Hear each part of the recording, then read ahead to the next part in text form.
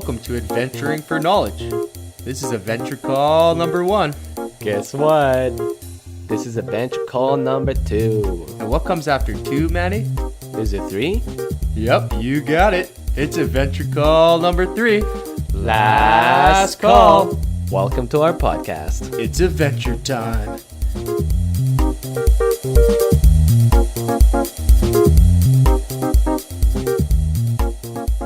And we are live. And we're live, ladies and gentlemen. Thank you for coming today and listening to our podcast. Good morning. We are here in Victoria, BC, 7 a.m. Mm-hmm. No, it's actually 6:54 a.m. All right, 6:54 a.m. Come on now. And we're here with Mellissa, and Brodi's gonna introduce us. Yeah, so today we're talking with my cousin, Mellissa Millet. Hey, Mellissa. Hey, Brodi. She's founder and head trainer of In Dogs We Trust. Mellissa Millet started training in competitive obedience as a hobby with her own dog in 1998 and immediately developed a lifelong passion with training dogs. Since then, Mellissa has taught thousands of family pets, holds training workshops for professionals in the pet industry, including veterinarian technicians, service dog trainers, and monthly sessions for the staff and volunteers at the London Humane Society. As an animal expert, Mellissa has been featured on every major Canadian TV network as well as internationally. What? Really? Internationally? Yeah. Where? In the States? Ripley's. Yep. And Ripley's, believe it or not. Cool. Yeah. That's awesome. So Mellissa, okay, so we like to start off by asking you to introduce yourself, your age, where you were born, where you came from, and kind of the beginnings of your life. Okay. Well, I was born to your mother's sister. Yeah. Shout out Sandra, Auntie Sandra. Auntie Sandra. And your mom is like my favorite. Actually, we have the coolest family. I don't know if you know, as you know. Everybody is so creative, compassionate, really, really good people. Mm-hmm. I agree. Yeah. So I come from the Greater Toronto area, and I never really did well in school. That wasn't my thing. The structure of sitting there and listening all day, just didn't fit with my personality type of getting up and doing and go, go, go. I agree. School kind of didn't play good with me either. But I had to do it. Yeah. Yep. And, I moved to London when I was 14 and wasn't able to have a dog until I was 18. And at that time, I just became obsessed. Did you, leading up until 18, were you nagging Sandra to get a dog? Did you want a dog? Or what, did it just kind of happen at 18 that you really wanted a dog? I had photos of family members' dogs framed in my room. I very much wanted a dog, but Mom was a single mom of 3 kids. Yeah. Oh, yeah. So this is going to be hard. It was too much. Yeah. So it just wasn't possible. So I think, then it turned into now I have 7 dogs. Go big or go home, right? Yeah. But I think that's always been my personality. I mean, when I was off on maternity leave with Sienna, Mm-hmm. I didn't sit idle then. I started a baby visitation program at a nursing home where we brought group of us brought our babies in to visit the seniors. And then they did a CBC story, and Sienna got into baby modeling, and she was in a Maytag commercial. And just my personality is to do and do and do. Nice. Good. To create, to network, to get out there and see what the world brings to you. Create, do something cool. Yeah, exactly. Well, that's awesome. Mm-hmm. So how many children do you have? 1. One, nice. And how old is she now? Sienna. Mm-hmm. Yeah. Sienna's How old is 13. 16. 13. Yeah. Yeah. Holy shit. And is she into dogs as well, as much as you think? Sienna, if you ask Sienna what she wants to do in life, she'll tell you she wants to take over the show and take over the business and take over the world.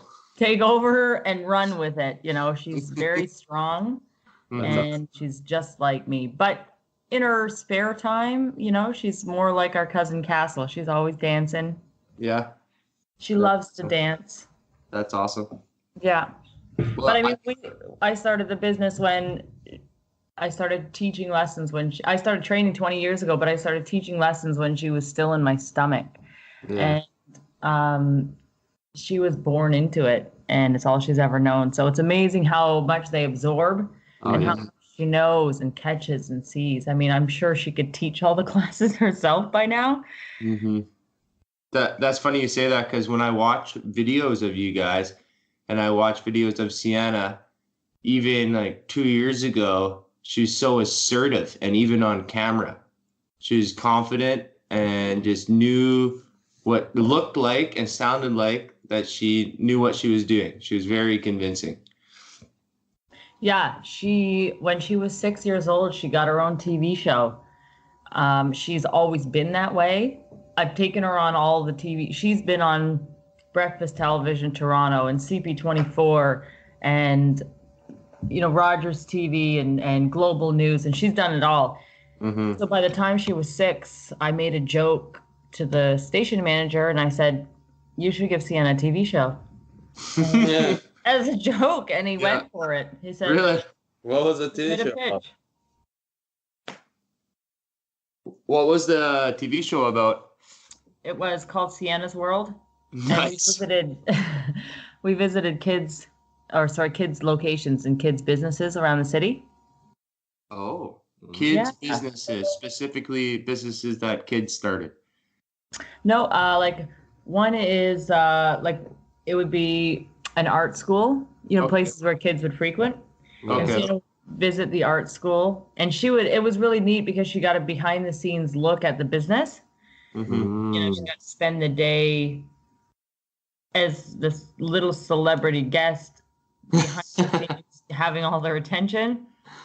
Yeah. And they would showcase their product through Sienna's TV show. It was Well, really that's cool. nice. That's pretty neat. Yeah. So what got you into, what is the business? You were talking about your business. What is the business? It's right now, it started off within Dogs We Trust, which is a school.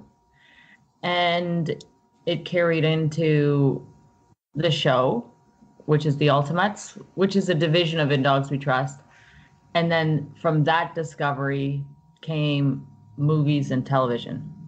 And so originally I was asked to do a speaking engagement at a Forest City Film Festival. Yeah. And they wanted you to talk about how you found yourself in movies, or where did you find success in your career? Mm-hmm. And I said, my speech was about how it all happened by accident. And I like to listen to motivational videos. Me too. I do, you know, yeah, I mean, They're the best.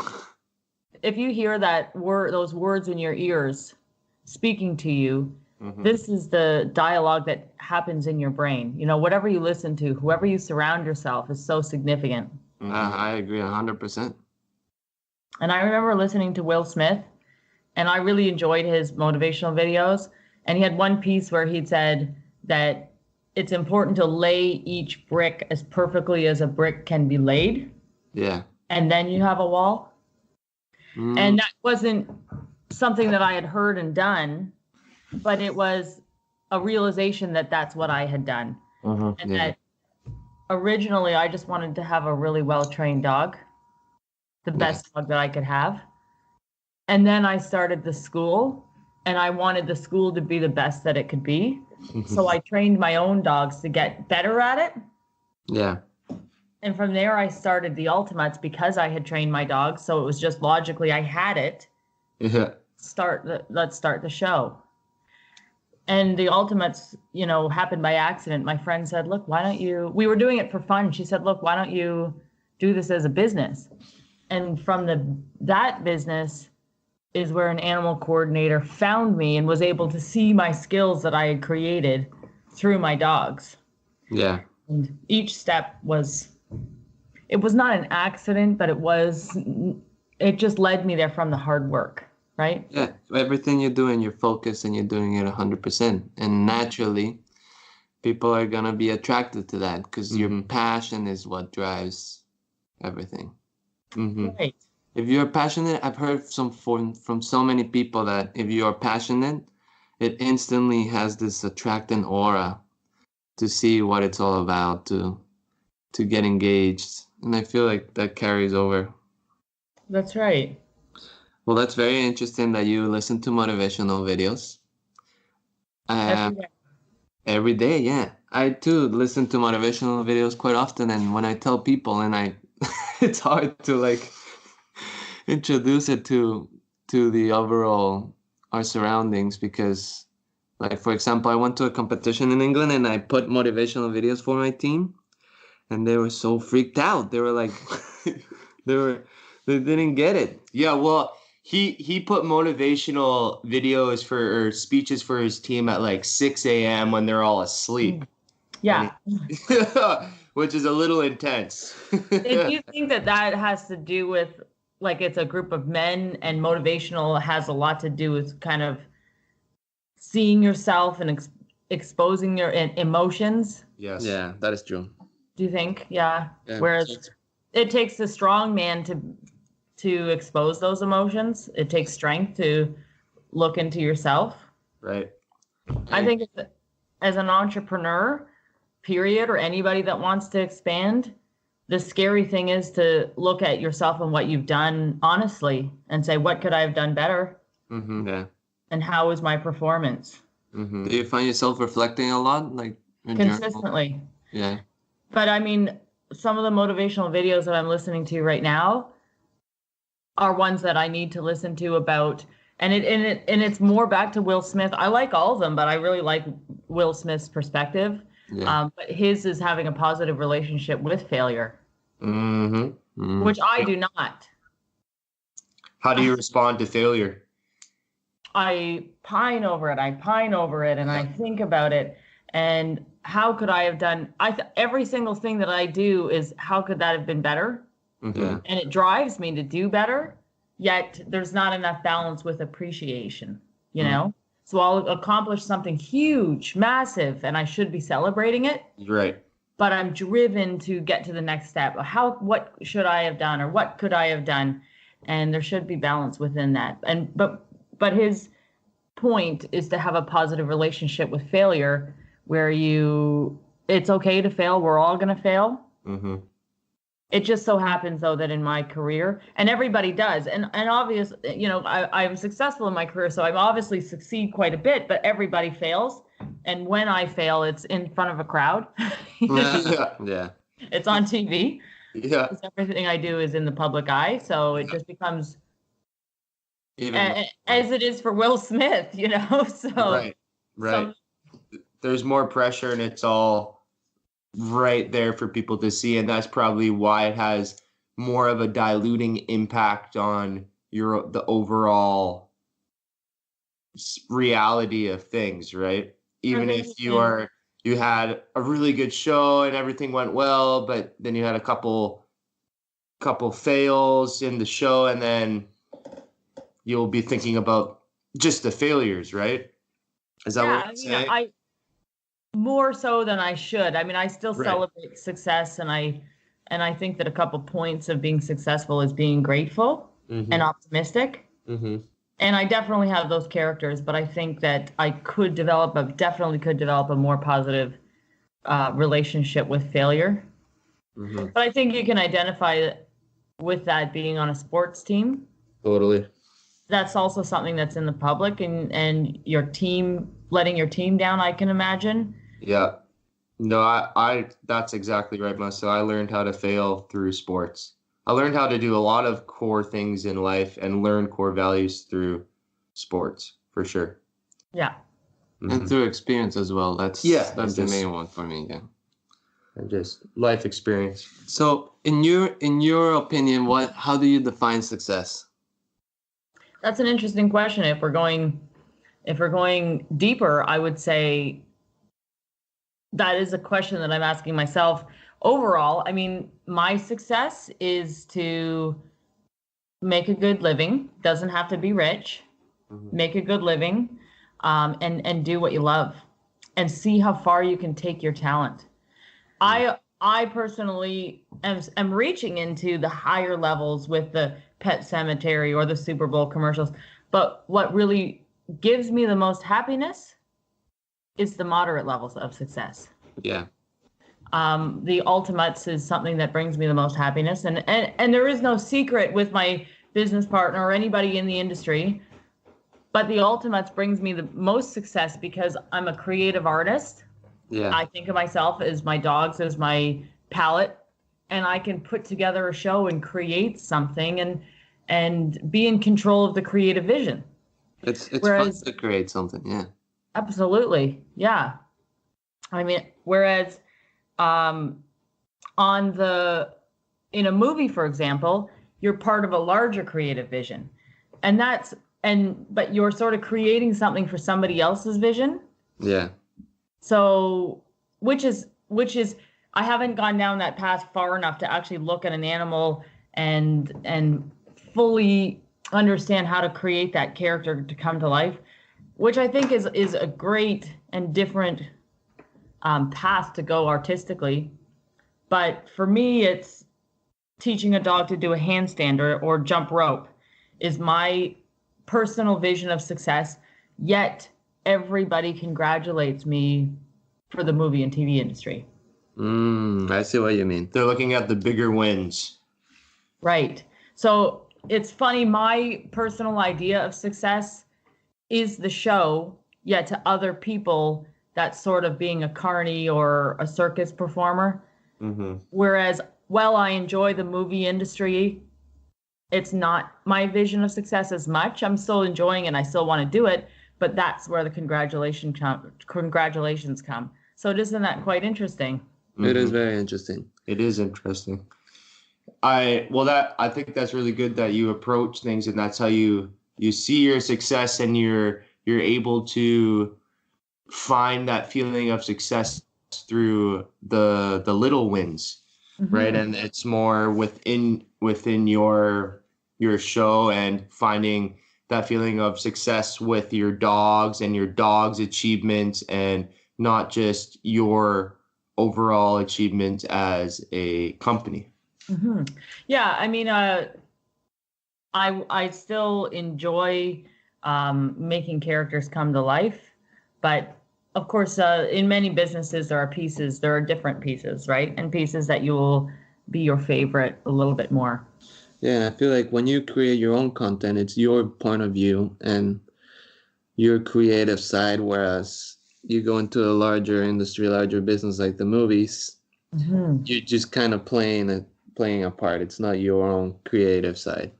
Right, you're helping somebody else's vision come to life. 100%. I have a question, kind of building off that. Did you feel like you had full control of your animals when you throughout the filming process for these kind of higher profile gigs? Yeah, you lay those expectations in advance. Okay. But like, for example, you can say for the ethical treatment, or you can have control for the stress, but the actual behaviors, you have a list of behaviors that you're going to teach. Like, you want sitting, look, eye lines. You want the animal to go from A to B, and those sort of behaviors. So, and that's what fulfills their creative vision. And I have full control over training that, but I have to fulfill that contract, or I get to fulfill that contract. Whereas in the show, I create the storyline. I look at the animal, and in the show, it's how far can I take this? I look at my animals as a team. So like your coach would look at you, yourself as players, and say, man, Manuel's the best at this and Brody is the best at this. I'm going to put you in those positions. Yeah. And when I look at my dogs, I say Popcorn can jump and she's an athlete. So I'm going to teach her, I'm going to run with that talent and see how far I can take her talent and how far I can push her athleticism. And Lollipop is calm and focused, and she can ride a skateboard or a scooter. Her calm, confident talent. Let's see what creative ideas I can come up with to run with her personality and how far we can take that. Yeah. And that unlimited freedom is so incredible, to have the ability to speak to the animals that way and create those things and to take their talents as a team and put something together and show people and look at their faces and watch them smile and show up and everybody say, the dogs are here. The energy. I mean, I don't know if you could imagine the energy of showing up with these cute little show dogs and 100%. making somebody's day. It's just that is so extremely fun. It's all we want to do. Yeah. So do you think that feeling is the reason that you do this? No, I think I truly love training the dogs. I remember listening on a motivational video. Mm-hmm. People are rewarded in public for things that they've practiced for years in private. I've heard that so many times. And that's what it boils down to. It took me 7 years to train the dogs before they were ready for a show. Yeah, Wow. 100%. So take me through the process of training a dog. Like, where do you start? So I find the dogs in various places. Most recently, I found one on the Adoptable Sport and Performance site, and it was for people like me who are looking for a busy working dog that doesn't necessarily make a very good pet, just because they need a lot of mental stimulation. So I will assess that dog or have a trainer nearby assess that dog for temperament, make sure it's a confident animal and it enjoys food and toys. And I brought a dog home named Snickers, and he is extremely talented. And so I start him on the basics, looking at me, staying, and a couple basic tricks. And as I do that, I'm observing and to see what is his skill set. Yeah. And it so turns out that the dog has hops. He can fly, his feet hardly touch the ground. What kind of dog is he? He's a Texas Healer, which is a border collie or Aussie mixed with a cattle dog. Cool. And yeah, I mean, and a cattle dog is a dog that's bred to handle 1,000-pound animal without backing down. Right. So that creates a whole lot of confidence. And a border collie or Aussie is bred to herd, problem solve, but be handler focused. So it creates a really cool breed of dog that you take that ability to leap through the air and you pair it with fearless and you get some incredible things. So 100%. But how do you motivate the dog if the dog doesn't want to do anything? I mean, do you motivate the dog or how? It's all with food. Yeah, I was just gonna say, is it all food motivated? All food. Yeah. That's awesome. All food With food or reward, you can create activity. There are trainers that do train punishment based, but punishment is better for creating inactivity. Yeah. And how do you feel about punishment? Creating. I think that if you're training a dog to perform in front of the crowds, that the dog should also enjoy themselves. Yeah. And I think it's unethical to train a dog with punishment to perform. We use positive reinforcement training. So the only time I've ever used punishment is my original cattle dog was extremely mouthy to the point where he would leap through the air and swing off my elbow, and I thought he broke it. And he would consistently do that happily. So I would be a little aversive and grab his collar and say, don't do that. But everything else is positive reinforcement. And everything was positive reinforcement leading up to that cattle dog who sort of made me rethink things. But that's the only dog I've seen out of hundreds that needed that sort of discipline. He was a wild one. Mhm. But everything else we do is positive reinforcement. And I think if it can be done, it's unethical to do it any other way.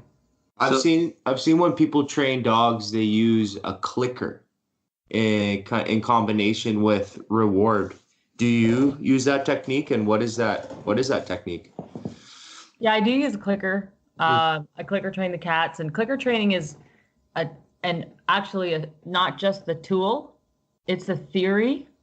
So you can use a clicker, or you can go without a clicker and still be a clicker trainer. But a clicker specifically is a sound that lets the animal know that they're correct and they've won a reinforcer.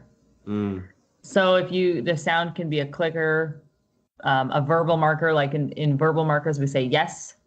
2 of my dogs are actually deaf, so I give them a thumbs up as a marker. And the thing that is unique to clicker training is the fact that it is progressive steps. So in old school training, you would show up on Sunday and the dogs would all have to hold a 5-minute stay. And if they broke the 5-minute stay, they get a correction. In clicker training, you ask the dog to focus. You ask them to sit. You increase the duration of the sit based on the dog's needs. And then you slowly work your way up. And you only ask the dog for what the dog can give. Okay. Kippy, kippy. Speaking of, That's the positive interrupter. And you see how she was barking and I called her name and she stopped. So what if the dog is not doing something? It's not being obedient. It's not being, If the dog's not performing, it's your criteria is too high. Mm-hmm. You didn't explain yourself properly. Your reward was not good enough.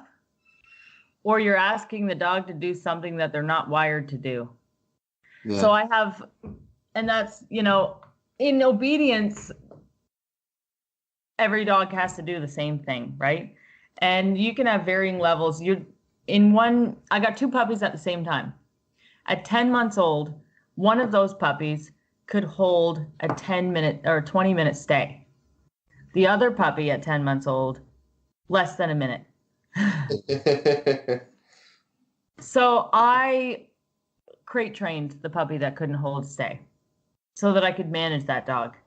I could take the other puppy anywhere and put her in a stay and do whatever I needed. The other puppy, I traveled with a crate. So I just adjusted to the dog's expectations and increased the dog's stay as the dog's maturity level built. Yeah. But I didn't ask the dog for things that the dog couldn't do. So when it came to performing in the show, when that first puppy that holds the stay, that's my dog that rides the skateboards and the scooters. Very calm, very focused. And then in the show, she sits there on the box for 20 minutes watching the other dogs work. Sometimes she takes a nap. And when it's her turn, she flies and is ready to go. Yeah. The other little one, she's a Spitfire. She comes flying out to start the show because her energy is high. Jump in and fly in. She does handstands. She jumps rope. And then we put her in the back because she doesn't have the impulse control to hold the stay. I see. We run with her personality. And I think it's the same metaphor for people or something that you would learn the lesson that you would learn from sports. Who are you? What are you good at? What's your position? Mm-hmm. Let's play with strength instead of making you a one size fits all. Yeah. Interesting. I think people don't do that with their pet dogs. They don't understand them. I agree, but I think a lot of people, and I'm going to challenge you a little bit here.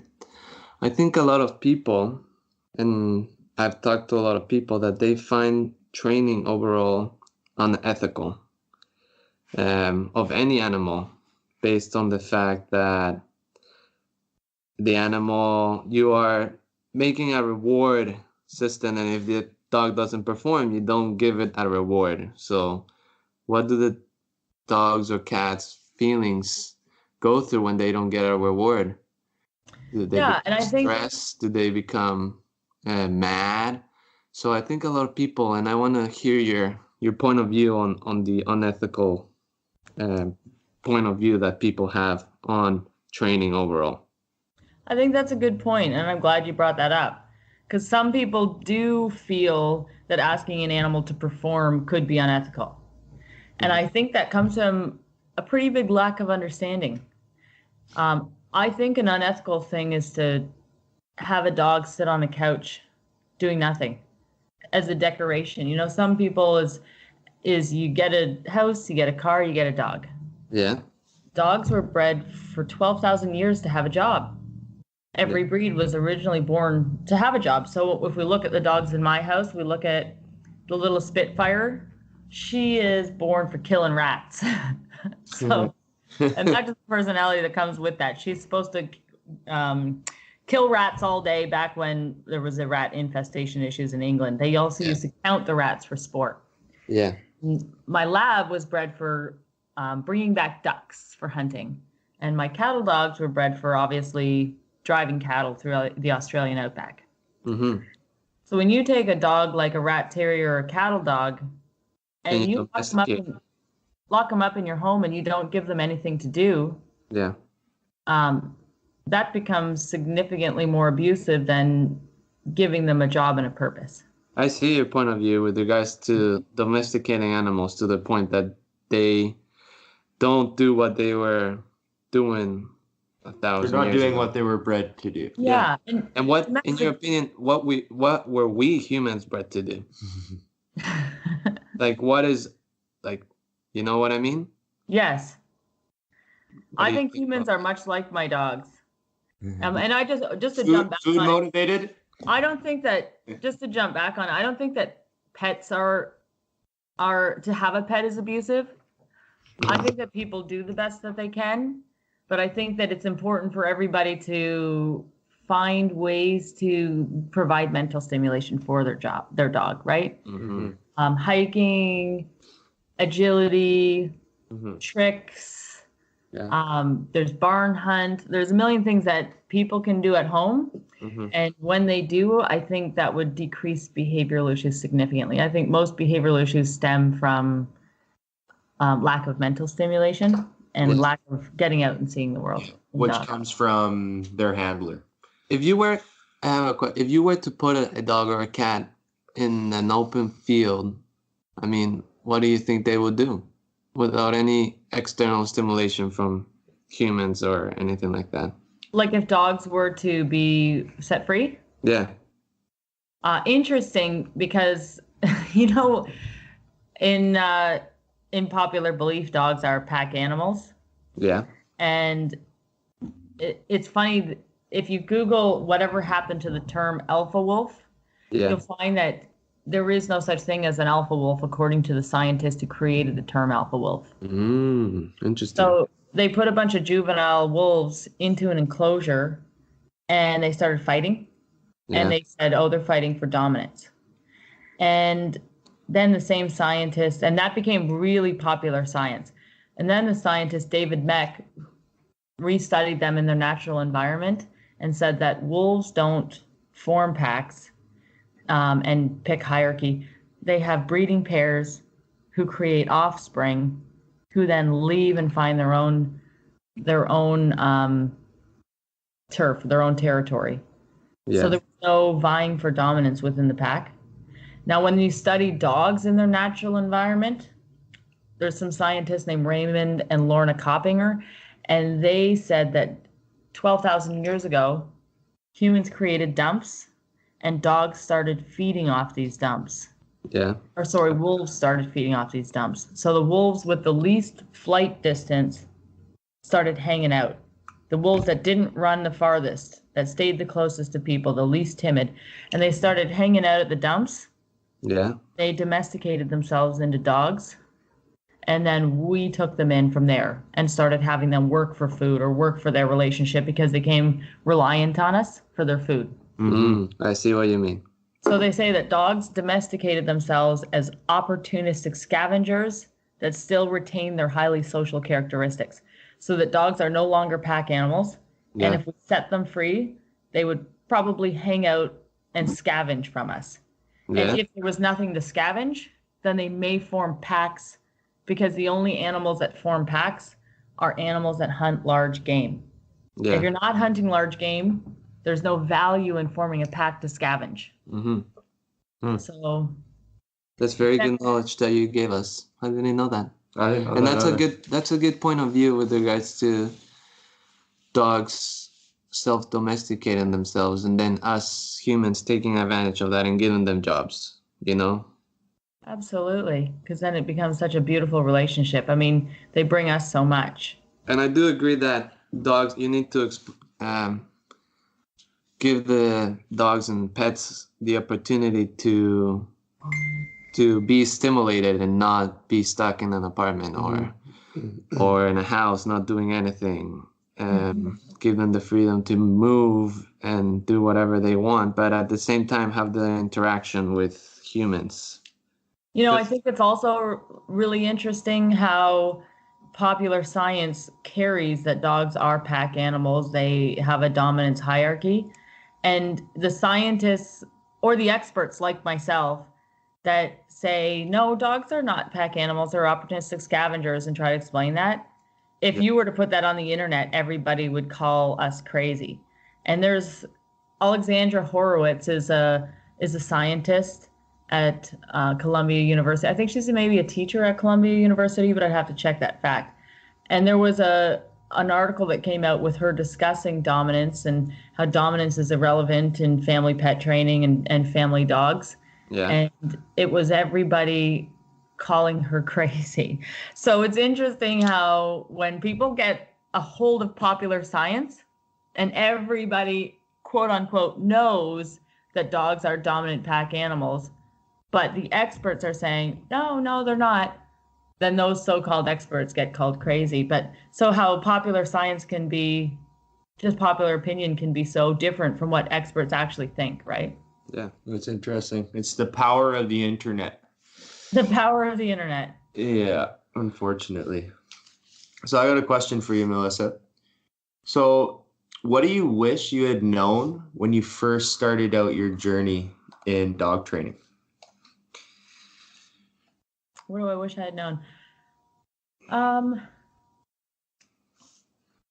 don't think I would have changed anything, because I think the only things that are of value are things that you learn upon the journey.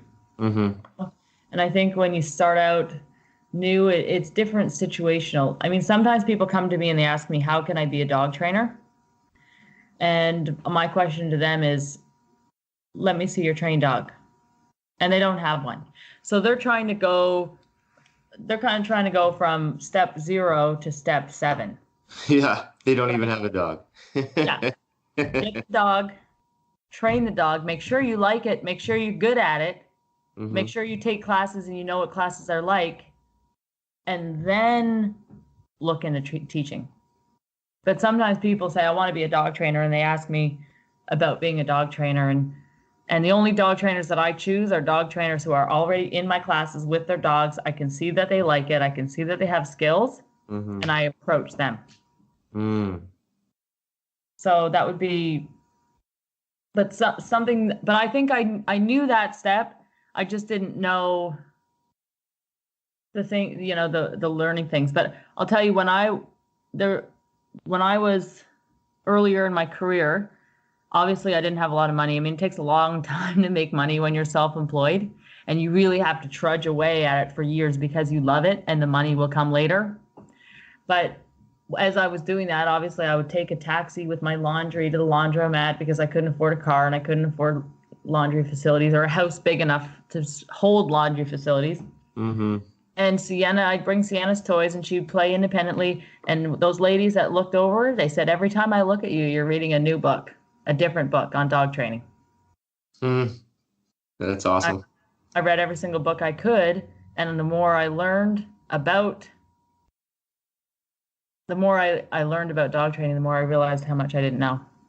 Yeah, interesting. So it wasn't necessarily you don't wish you had known something at the beginning before you started. You value the process more of learning the job. Right, because I think I think it's just par for the course to not know. Right. But there are things that I wish I knew now, like as I said earlier, developing a better relationship with failure and Right. understanding that failure is part of it. That's not necessarily connected to the dog training specifically, but just in general, your approach to failure.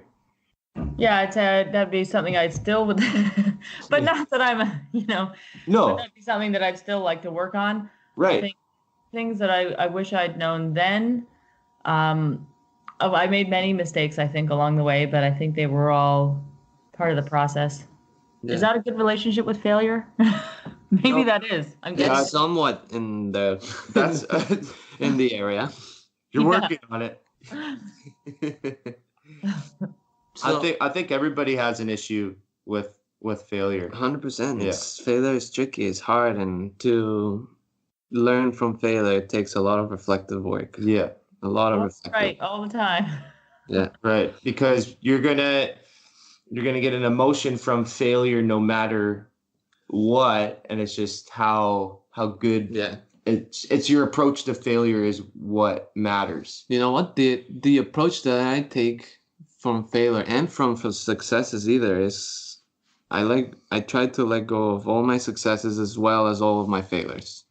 So once they happen, Mhm. successes or failures, it doesn't matter either or. They're the same They're thing. the same thing. Yes. I try to put them aside as quick as possible, and then I focus on my next task. Yes. So it's not dwelling on, oh man, I was so good on this. Do a little reflective work and that's it. Mm-hmm. Or, oh man, I was so fucking shitty at that soccer game. Yeah. Do a little reflective work and it's over and done with. Yeah. Yeah, it's something that my dad Barry has always told me. He's always told me never ride too high, never ride too low, which takes a lot of practice. Hmm. Yeah, takes a lot of practice. So I have something that's in my mind. When you are training a dog, right? Do you think that, or well, I bet you can see that they are enjoying it. Can you? Oh yeah, very much. Yeah. And if they are, can you see when they are not enjoying it as well? That doesn't normally happen unless you're not a very good trainer. Yeah. But I mean, the environment will still come into play and get you no matter what. Mm-hmm.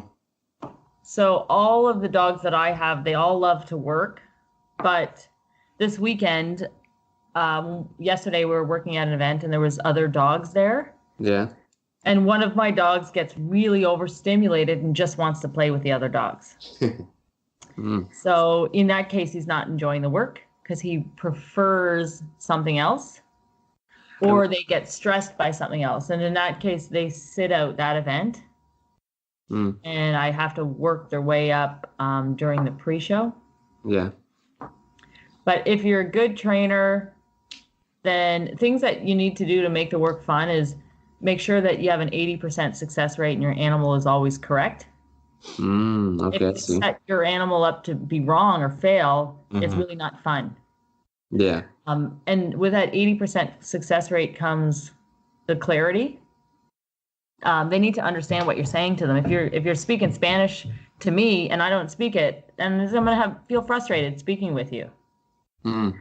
So there has to be clarity, and then there has to be a reinforcer. What does the animal want? If you're trying to have the animal work for kibble, and he doesn't care for kibble, then he's not gonna really want to play your games. Yeah. I see. And have you ever encountered, well, you have, that the dog is not enjoying it or is not having fun? What do you do if that is the case? I put him away and I go get somebody else. Yeah. Next. Yeah, there's a lot of dogs out there looking for homes, and so if a dog wants to be a pet, then they can retire as a pet, and if a dog wants to work, they'll be interested in the work and engaged. In that case, in far as my animals, I had a German Shepherd that didn't.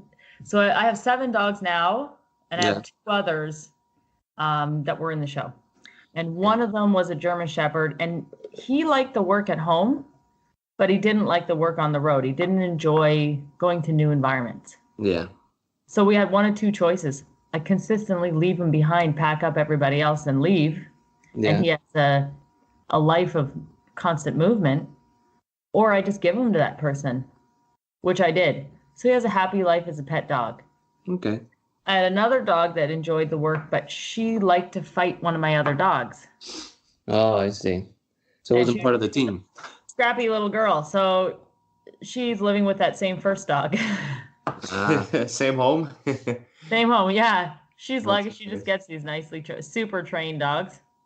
Yeah. So I mean, dogs are workers though. They're born and bred to work, domesticated to work alongside man. You're not really going to find that problem as much. When we trained we started with 6 or 7 cats, Yeah. and one of the cats did not care for it. Mm-hmm. She just wanted to live on a farm and catch birds and catch mice. So we Yeah. sent her back to the farm. And another cat didn't care for it. She was too timid.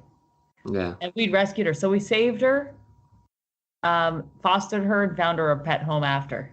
That's nice. Yeah. So those cats, they didn't care for it. So they just turned into pets. And then my cat that I kept, he drove everybody mental. Like he was living in trailers while we were filming the movie. And he broke out of one of the trailers by crawling under the couch, finding an outside compartment, snuck outside, went for a walk, came back, and then spent the whole night biting the feet, biting the dog's tail, going through the cupboards. And this was after a full day of filming. Yeah. That's a cat that needs mental stimulation. Yeah. 100%. Vastly different personalities. So those are most dogs would enjoy the work. That's the animal that I'm looking for. Yeah. So when you go on the road, they're their own cages, like you mentioned? When you're working, they're crated in between takes or in between shows for parts of the day so they can rest. Okay. Yeah. It's forcing them to rest because they're gonna need to perform. Well, they get overstimulated. They can't run all day. Right. So it's a lot going on at a fair. Like there's a lot of people. Yeah. There's a lot of dogs. So do you think the dog is enjoying itself when you're putting it to rest? Oh yeah. Yeah, dogs are crate animals. So anybody that knows things about dogs knows that they enjoy a small space like a crate to sleep in. And crate training is essential. Like it's a must for every dog. Yeah. Every dog should be crate trained. It's something I find as a pet dog trainer is that people don't crate train their pets enough. Like if you come over to my place or if I come over to your place for Christmas, Yeah. then my dogs can be in crates if there's too much going on, if the door's opening and closing, Yeah. if it's not a safe environment, they can go in their crate and sleep and be fine with it. And when it's safe and everybody's calm or there's not a party, they can be out and about, right? Yeah. So it's an absolute must that everybody should put more work into. Mm-hmm. So I got a question about your cats. Yeah, we're talking about dogs. Yeah. So I'm gonna ask the same question that Manuel asked. Where do you start with training cats? That's wild. You start with making it fun. Same thing. Yeah. Food. And making it fun always starts with something easy. Like you ask them to target a target stick really close, and then you increase the distance that they go to the target stick. But even before that, we just had catnip parties in the training room. This is fun. This is fun. Yeah. Catnip parties. Yeah, we'd lay out mats and we'd lay catnip on all the mats, and we would say, training is 2-part, emotions and consequences. Mm-hmm. Stress decreases cognition, and it decreases relationship, and it decreases fun. Mm-hmm. So if you want a good working animal, like if people are coming to your show and they want to watch the dogs work and they see sad, stressed dogs, you're not working again. Right. Energy travels, and if your dogs don't look happy, if your cats don't look happy, then your career is really short-lived. So the first thing that you're going to do is you're going to lay out the mats, and you're going to put catnip on top of the mats and teach them that this is fun. And then the next thing is you have to teach them that work is fun. But cats are different. They're more expensive in terms of they need to get paid higher. Where a dog you could train with kibble in a non-distracting environment. A cat, you're going to have to use tuna, cooked chicken, pate. You know, you're going to have to pay them higher. Yeah. So do you think, tell me the background of cats, like you did with dogs. You know what? That's really interesting. I don't know. Because I have been training dogs for 20 years, and I've been training cats for about 5. Yeah. And I never had the same curiosity about cats as I did about dogs. So I never read everything I could get my hands on as far as cats are concerned. Yeah.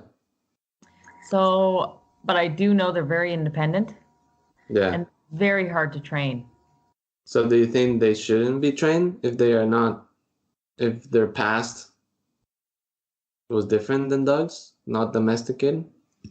No, they're still the same as that. We take cats and we lock them in a house all day. Yeah. Right. Right. And it boils down to, they were no different from us. If I lock you in a house all day, I'll go crazy. versus if I came out and I played games with you and I gave you things that you really loved as reinforcers. Mm-hmm. I mean, people don't stand in front of vending machines, but people hang out in front of slot machines. Well, food is essential, yeah. They want that opportunity to win something, or they want I see it. a variable reinforcement schedule. So if I showed up at your house and I played these games with you, and if you got it right, the thing that you wanted was a reinforcer that made you feel intelligent or correct. And then I took you on the road and brought you to places where the energy was so high, everybody was happy to see you, and you got to explore different environments that you were comfortable in. Mm-hmm. Again, part of the animal's training is confidence building. If they're not cognitive, they won't come out of the crates or perform. Yeah. They love those adventures just as much as, well, all animals do that are trained properly. And if they don't, you just retire them. But cats specifically, the problem is that we're not letting them out as much as we used to. Cats are indoor animals. Mm-hmm. And now cats are developing more issues than they did previously. But there's good reason that people are not letting cats out. They're actually killing off bird population. There's actually a lot of pull for that, is keep your cats indoors because of the bird population. Really? They're Yeah. affecting the population that much? Yep, I guess so. I've seen campaigns for it Yeah. to educate people. But people are also doing it because of breeding, overbreeding. There's so many cats in shelters. Mm-hmm. People don't spay them. They let them run amok. I keep my cats inside because I've got coyotes. We live in the country. Danger. Yes. So I built them a cat patio so they get that outdoor time. Nice. But I train the cats differently than the dogs, whereas the dogs, they work and then they have a hangout area, like a dog lounge where they go back inside the house.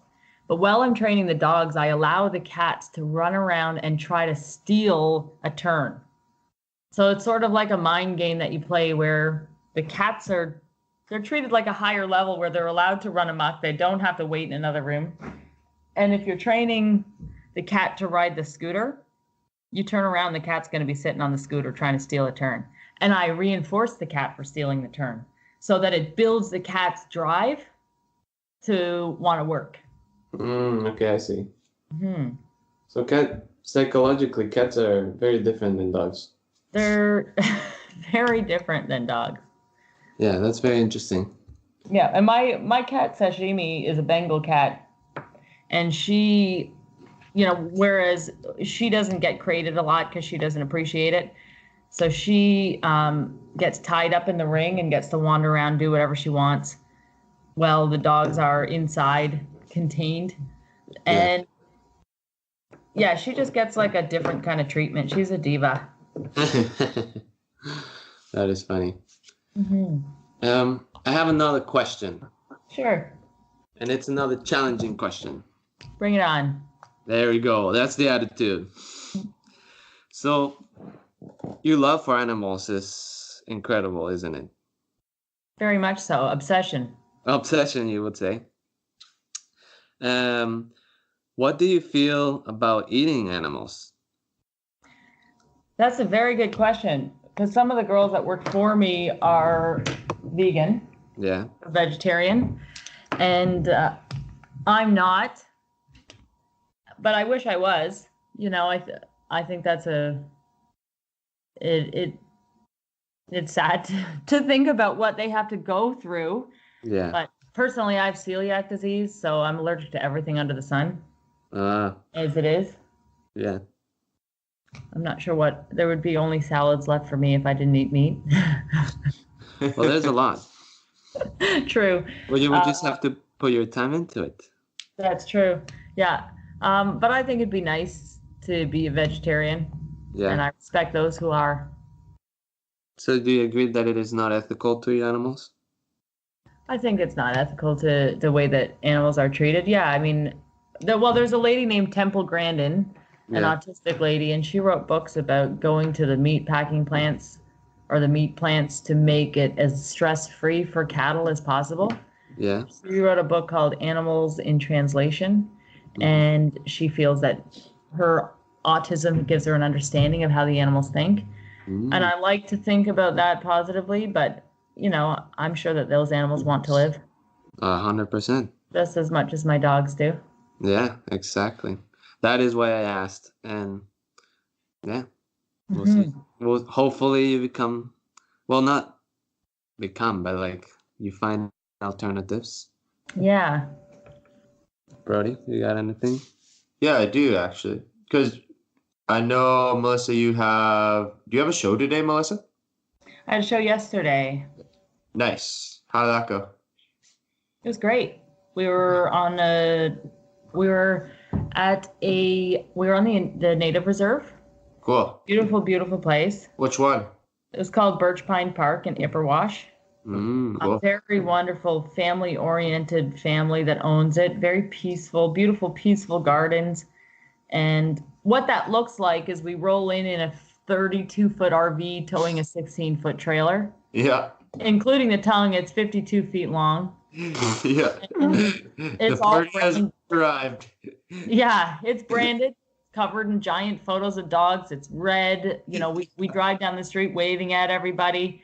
Yeah. And we wheel in and we set up, and the animals are inside an air-conditioned RV, and they vary between rest times or just ripping around the RV.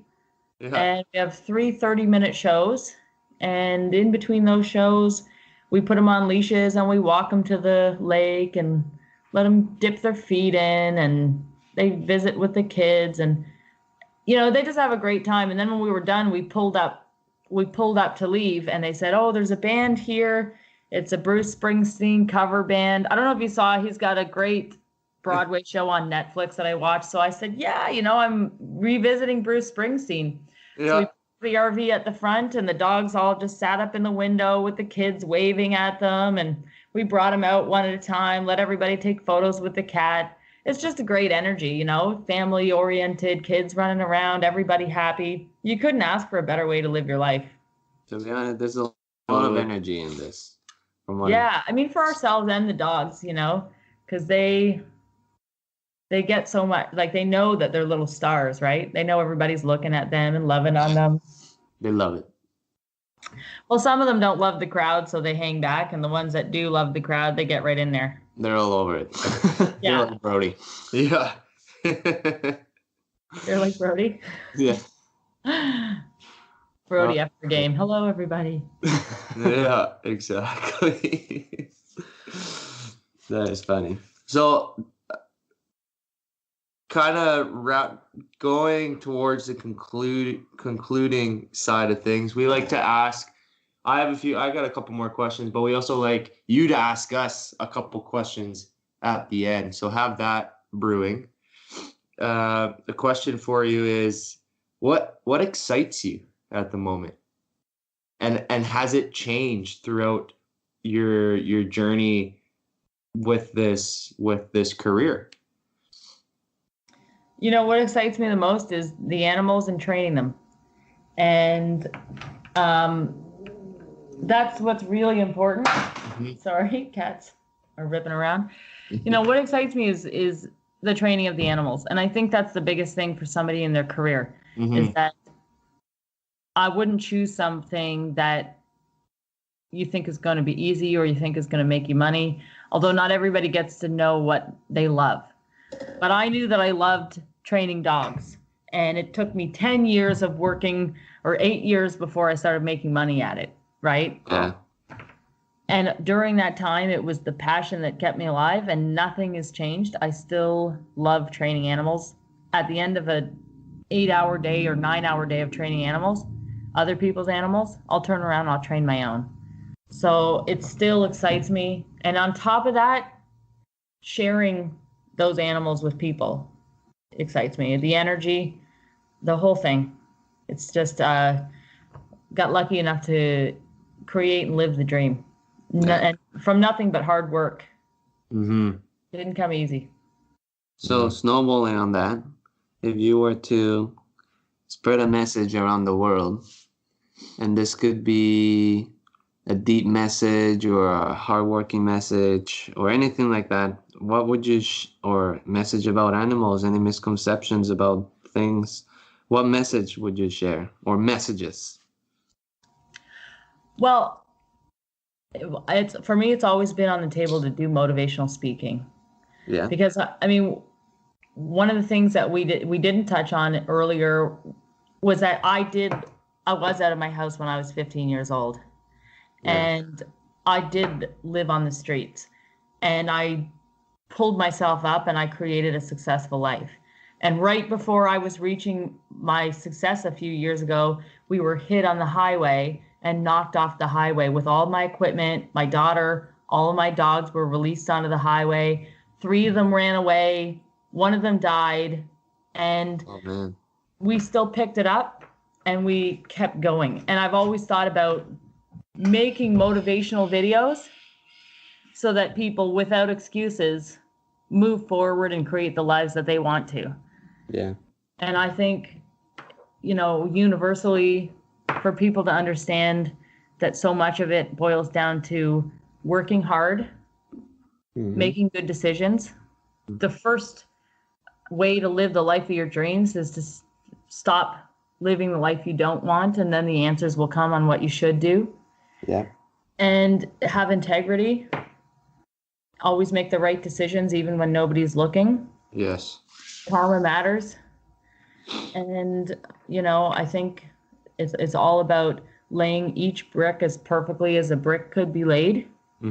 Don't think about, you can dream about where you want to go, but you're always going to think about the next step so you don't get overwhelmed with the whole journey. Yeah. And that every step, every brick, you're going to give 113% no matter what, no matter who's looking. No matter who's looking, yeah. That's a very beautiful message of hard work, and just dealing the cards that you got, you know? Yep. No excuses. No excuses. Your responsibility. Do you find yourself thinking short-term goals or long-term goals? I'm always thinking about short-term goals, and then my long-term goals have always surprised me. Yeah. I never planned on being in the movies. I never planned on having a live show. I never dreamed those things would even be possible for me. I just wanted to be the best at every step that I could be. Yeah. And because I gave it 113%, those opportunities that I didn't even dream of opened up and became available. Showed up all of a sudden. Because you have a deep belief in the importance of training the dogs. And I think just from hearing you throughout this conversation, Mellissa, I think your success, and we found with other people's success, is that you're super connected in your deep reasoning for your actions. And your deep reasonings for your action is the important is just training dogs. You love to train dogs.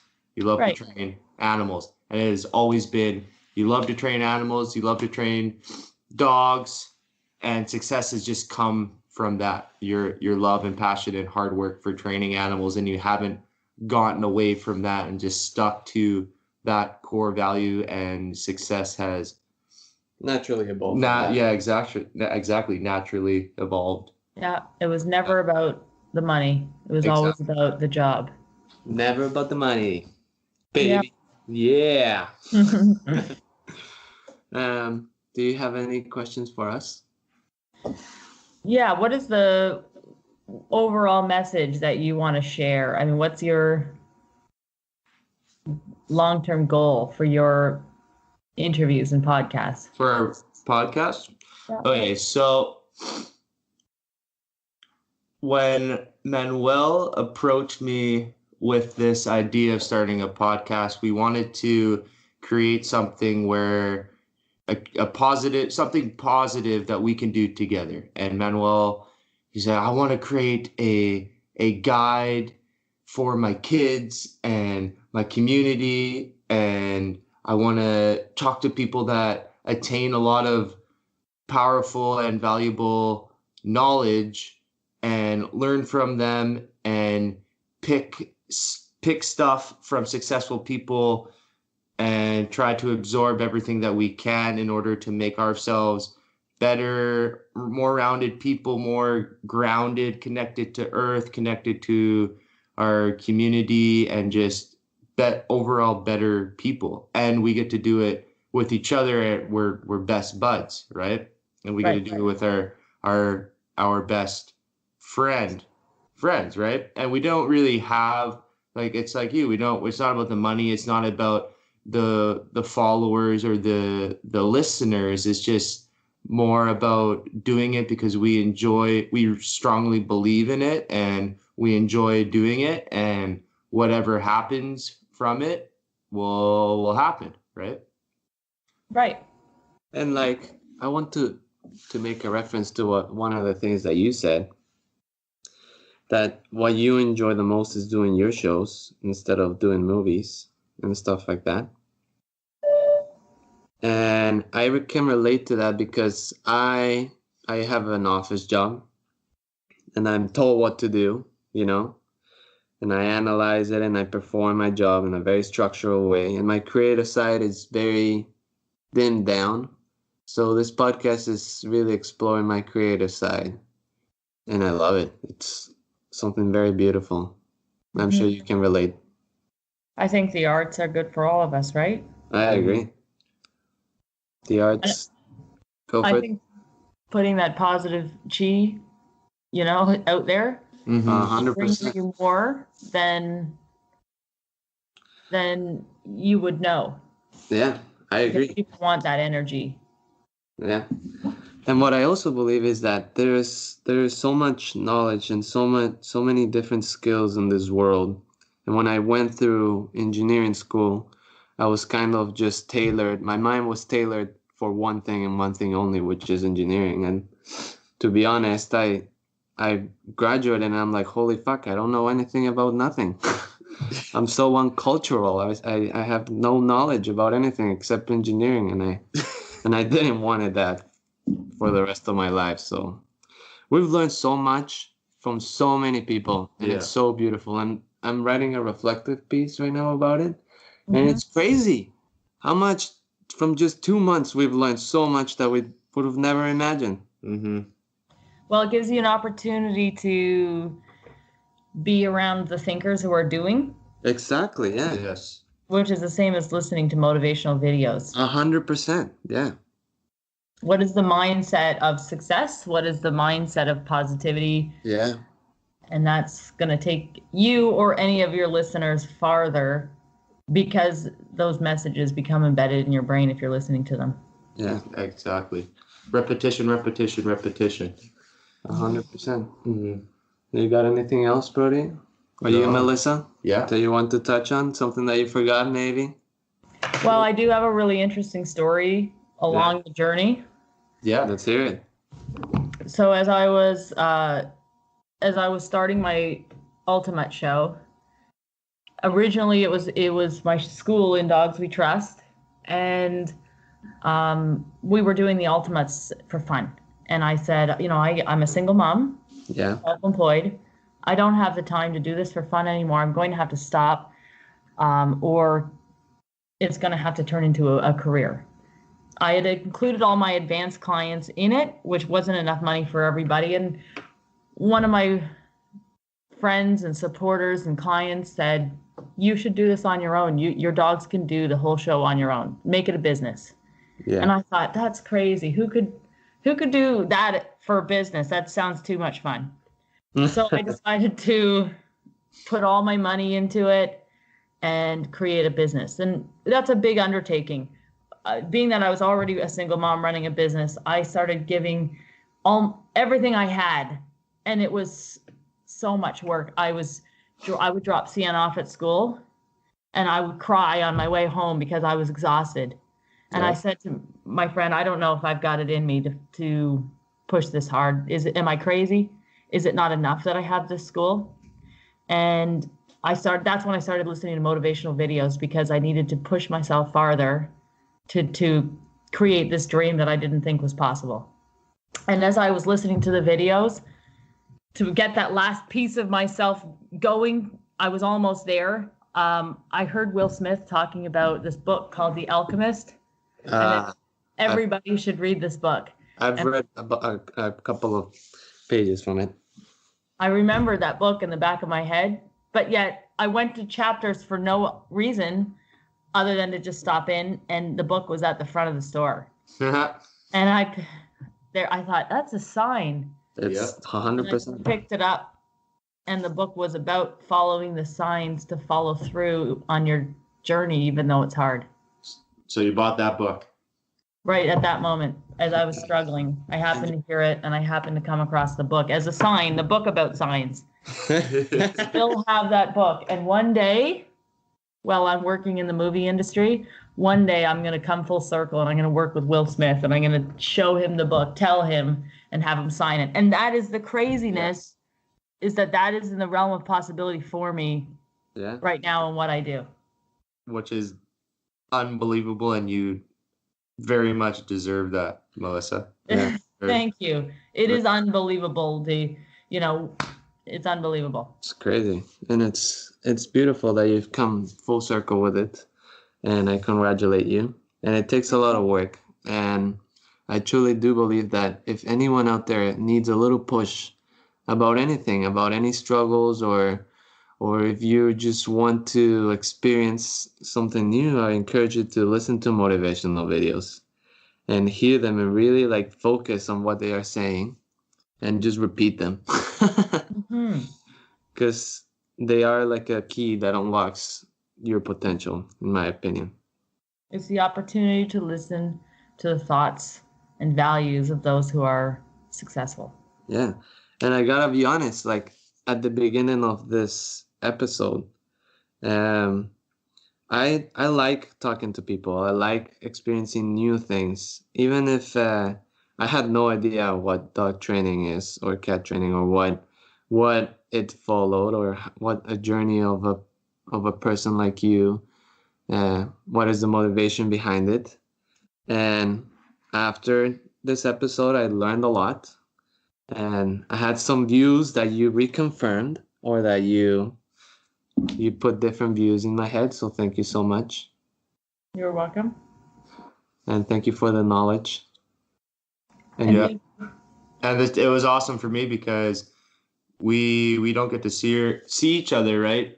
And it was a cool experience for me to connect with you and introduce you to my part of my life, and mingle it with your life. And it's cool for me to do this. Absolutely. It was awesome to connect, and thank you for having me on your podcast. I appreciate your thinking of me. Yeah, you're welcome. Where can we find you if people want to reach you or know more about you? There's 2 websites. There's indogswetrust.ca and ultimutts.ca. .ca, perfect. And your show is Ultimutts, and it plays on where? We stick to Ontario mostly. Yeah. We are going to New Brunswick this summer. Mm-hmm. And I've been approached to discuss a tour in BC. Ooh, nice. Cool. Then I can hang out with my cousins and meet you guys in Yeah. person. That would And be unreal. beautiful part of Canada. Yep. So we're hoping to tour BC maybe next year or at some point, because that's definitely on the bucket list. Nice. Yes. We'll welcome you with nice open arms. And dog treats. And chicken for the cats. And yeah, Yeah. pate. That's right. Pate for the cats. Yeah. Well, thank you so much for everything. I appreciate it. And if you like this episode, you can follow us at adventuringforknowledge.com. We're in all podcasting apps, Spotify, Google Play, Apple Podcasts. We got a YouTube channel as well, all through Adventuring for Knowledge title. Thank you for our editor. Mr. Trainer Peters. Yeah, in the family, Yeah, we kept it in the family. Isn't that funny, Mellissa? Trainer is, I think, it's been like 11 episodes that he's edited for us. Oh my God, I love those guys, and Yeah. those guys are instrumental in me being where I am too. Their belief in anything is possible. Yes. Brad, Lynn, Rain, Castle, Trainer. I love. We have the coolest family. You guys We have do. the coolest family. Yeah. I'm so attracted to your family. That's Naturally. right. So beautiful. Doers, dreamers, creators. Dreamers and a lot of love. Yes. Yes. Well, thank you so much, and thank you everyone. And get out there, give your animal a nice environment. Be fun, be adventurous, go to nature. Anything else, Brody? And most importantly, never stop adventuring for knowledge. There you have it, everyone. Thank you, and have a beautiful day. And please remember to be active in your community. Brody, come on. Keep going. Remember to smile. Remember to be kind and respect yourself, others, animals, and a beautiful planet. And please, never stop adventuring for knowledge. Until next time. Peace.